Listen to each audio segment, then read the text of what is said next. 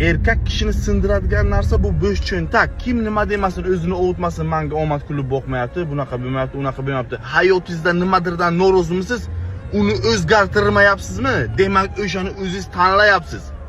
Men o'zim norozi bo'lganman, turib ketganman Dubayga. Nima bo'lsa bo'ladi, o'sha yoqda ko'ramiz deb.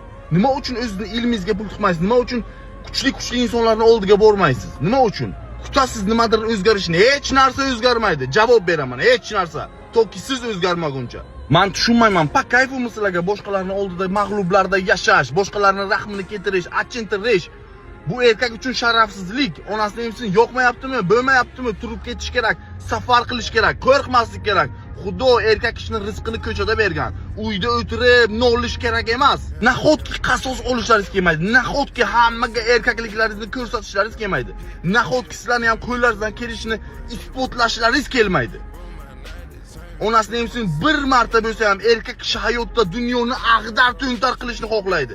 Ana shu narsani ichingizdagi o'sha ichingizdagi olovni onasining emsin qo'ying, chiqsin.